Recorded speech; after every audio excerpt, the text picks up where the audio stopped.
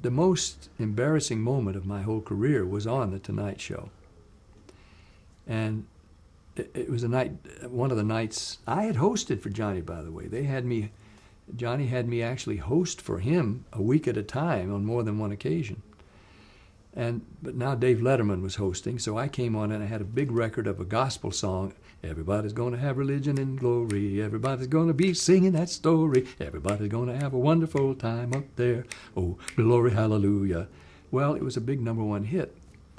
And orchestra, chorus, while I'm singing it, the thought flitted through my mind, I don't have it on teleprompter because it's my own hit record. I don't need a teleprompter. But it's fast moving and patter, and when that thought entered my mind, I got all mixed up and lost.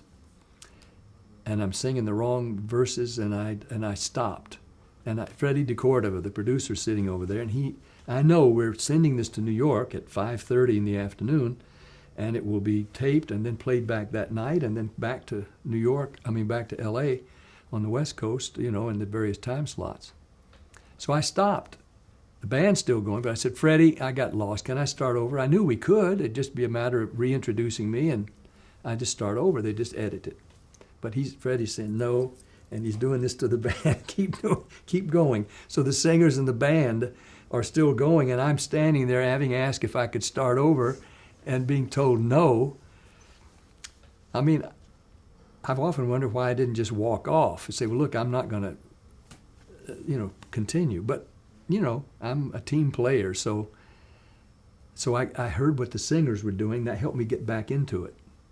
And now, while I'm singing again with them, the thought in my mind, boy, what a fool I've made of myself, and I got lost again. So I got back at the very end. And now the crowd is standing, and I'm hoping we can still get the tape because I want to play it for Dave Letterman sometime. That he presided over my most embarrassing moment ever, because the audience is loving it. They love to see a performer make a fool of himself. And I'm sort of staggering over to the couch, and Dave Letterman's standing, and he's saying, now, folks, we have these auditions every Friday night. If there's a song you want to try to sing, come on down. And I sat there stunned that I had blown it so bad. Well, I went back later, another show eventually, and sang it, this time with teleprompter, and sang it well. But that was the most embarrassing moment of my whole career on The Tonight Show. Did you once milk a cow in front of Johnny Carson? Wow, I'm glad you brought that up. Boy, you done your homework.